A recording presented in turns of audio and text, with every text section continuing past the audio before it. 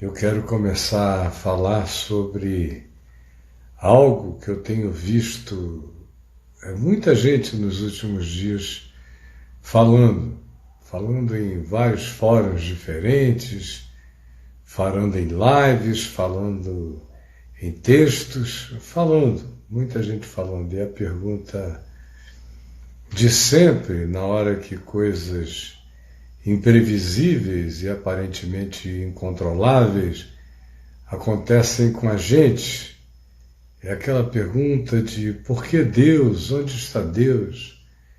Seria Deus mau? Seria Deus conivente? Ou Deus não está nem aí para coisa alguma dessa natureza?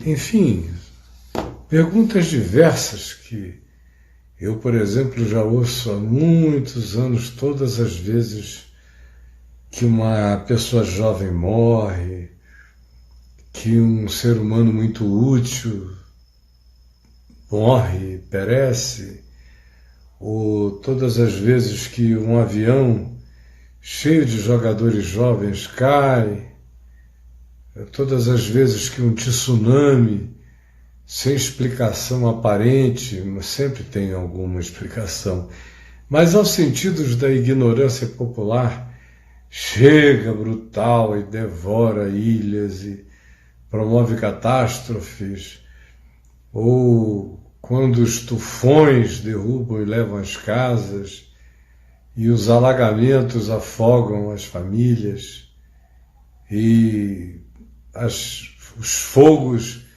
destroem montes e natureza, as pessoas me perguntam onde está Deus. Elas não me perguntam onde está Deus quando há derrubadas de milhões de árvores da Amazônia, elas não me perguntam nada. Elas não me perguntam nada quando um líder ou um governante começa a fazer as coisas mais loucas deste mundo. Elas também não me perguntam onde está Deus. Mas tudo que diz respeito à dor humana inesperada, ao susto, à perplexidade, ou ao enfrentamento de alguma coisa que chegue com meios e com força muito maior do que aquela do nosso enfrentamento ou da nossa mais boba tentativa de resistência, todas as vezes que isso acontece, vem a história de onde está Deus. Aí eu tenho visto pessoas falarem, alguns assim, falarem de maneira completamente infantil. Olhe, Deus não é assim. Deus é legal, Deus é bom. Eu não creria num Deus que fosse assim. Agora, para eu ajudar você a crer, a ajudar você a melhorar nessa sua angústia de impotência, é preciso que você pare com a ideia que você tem de que Deus é poderoso do jeito que você imagina que Ele é poderoso. Deus tem suas limitações. Aí vem essa coisa toda, não é? Que eu já estou ouvindo desde garotinho. E é a grande questão colocada por Baudelaire, do ponto de vista filosófico. Baudelaire disse: pois se há um Deus, ele não é todo-poderoso, e se ele é todo-poderoso, então ele não é Deus, não é todo bom, porque se ele é todo-poderoso, ele não tem a bondade suficiente para exercer o poder dele em favor dos seres humanos. E se ele é todo bom, ele não é todo poderoso, porque não tem todo o poder para realizar tudo aquilo que a sua bondade desejaria fazer. Essa é uma questão de alguns séculos, já esteve na moda, já saiu da moda. No meu livro O Enigma da Graça, que você acha aí no meu portal, na loja do portal, você vai encontrar o livro Enigma da Graça. E o Enigma da Graça trata, entre vários assuntos, dessa questão de Baudelaire, porque se há um Deus, não é todo-poderoso, porque sendo todo-poderoso, não é todo bom para poder exercer toda a sua bondade. Se for todo bom, não é todo poderoso, porque tendo toda a bondade não teve todo o poder para realizá-la. É mais ou menos aí, nessa angustiazinha, que as pessoas vão ficando e não sabem como sair daí.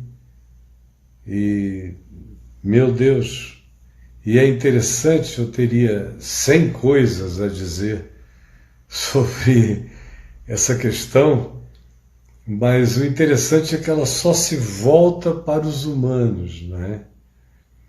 Parece que o Deus que existe, o Deus que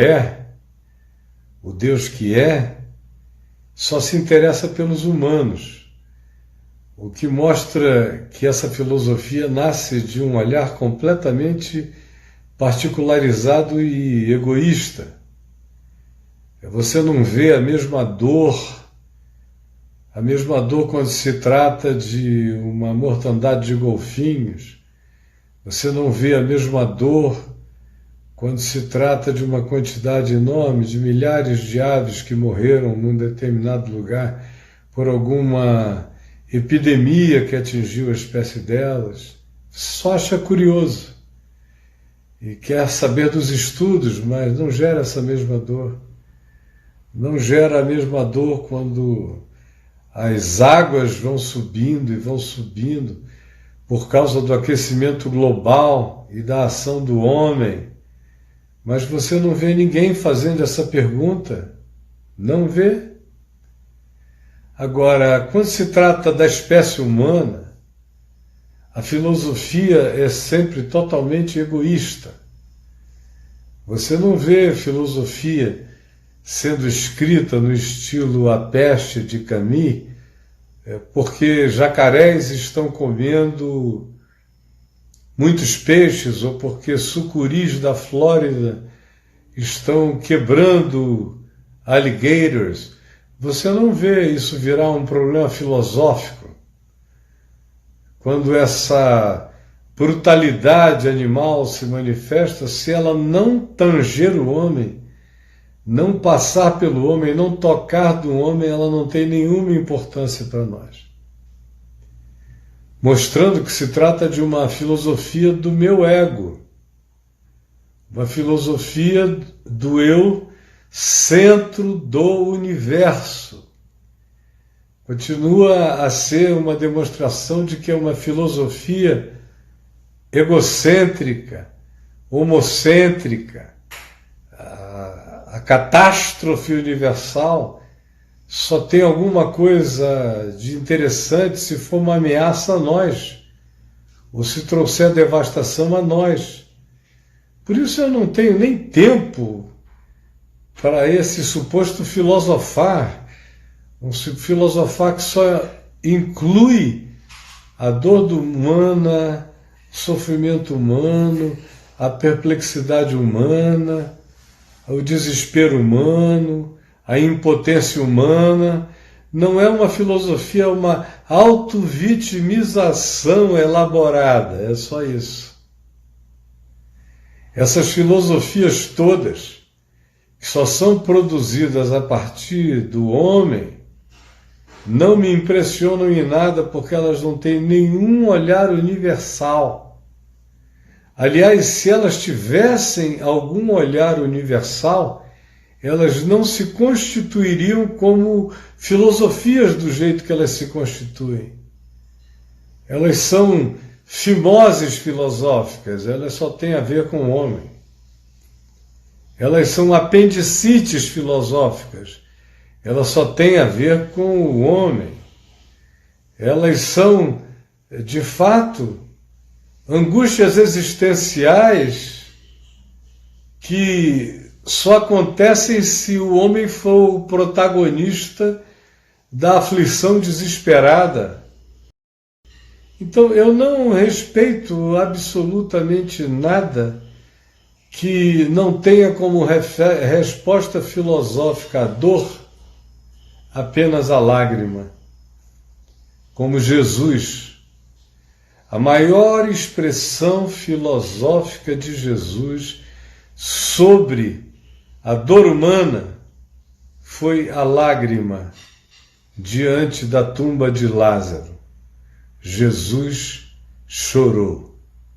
Essa é a grande resposta filosófica à dor humana. É o choro que provoca a ação. É o choro que provoca a ação. É a solidariedade que produz movimento na direção do sofrido.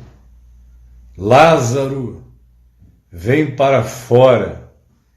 E saiu aquele que estivera morto, tendo os pés e mãos atados com ataduras, e Jesus disse: desatai-o e deixai-o ir.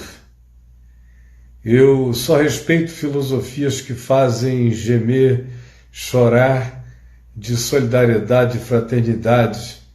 Eu só respeito as filosofias silenciosas. Eu só respeito as filosofias da presença. Eu só respeito as filosofias da reverência ante o inexplicável. Eu só respeito as filosofias do consolo, do afeto, do agasalho, do cobrir, do dar de comer, do dar de beber, do dar de vestir, do socorrer. Essas são as filosofias que eu respeito. São essas filosofias que colocam o filósofo em movimento, que põem o pensador em ação. Eu não respeito as filosofias da divagação, nem um pouco respeito as filosofias das conjecturas, dessa viagem que fica querendo ir para algum outro filosófico, para algum ambiente metafísico, para decidir, do ponto de vista do suposto esforço mental elevadíssimo, o que Deus pensou quando Deus fez o que Deus fez. Patetas. Desculpem, patetas. Eu não vejo Jesus fazer assim. Jesus é a minha chave hermenêutica filosófica também. Ele é a minha chave hermenêutica, a minha chave interpretativa para entender tudo. É a minha pedra filosofal para abrir todos os portais.